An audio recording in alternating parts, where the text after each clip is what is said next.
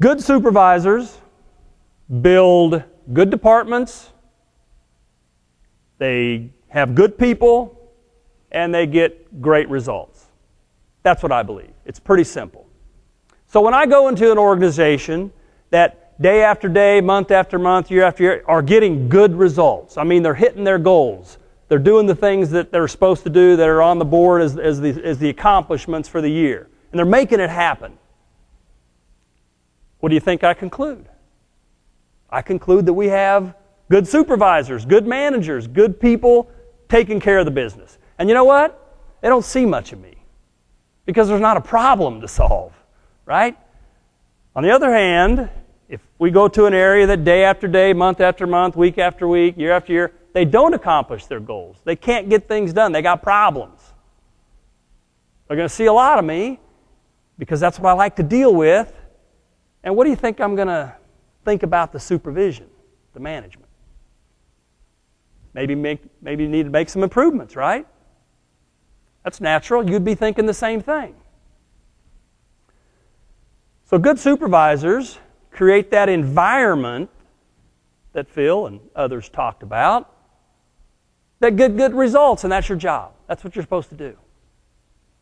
So let me kind of wrap this up and tell you kind of what I think about your job and where you go from here.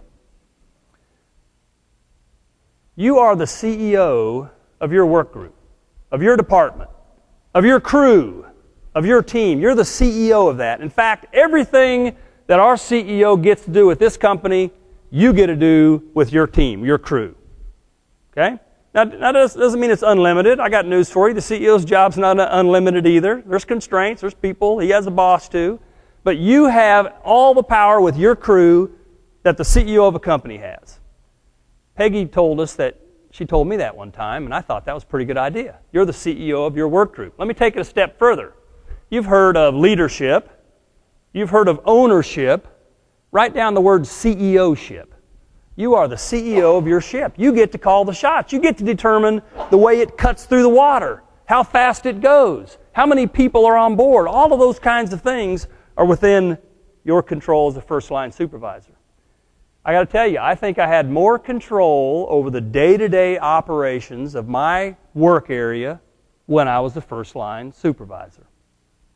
So enjoy that power and privilege and that control that you have, because you got a lot of it. Kind of comes down to this.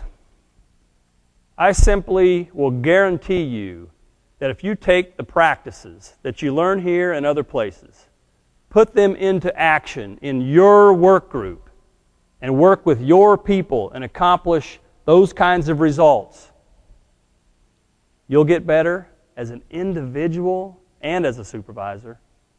Your team will get better. Your department will get better. Westar will get better. And you know what? Your people, when they get better, they go home and they create better families and better environments in their house, and that makes the world a better place. So I'm going to simply ask you to take these practices that you've learned today, put them into place tomorrow, and you'll get results that'll knock my socks off, and that'll make your people want to come to work for you, and others will be knocking your door down to come to work for you as a leader. So go out, put this in place, make Westar and the world a better place. Thank you very much for being here today.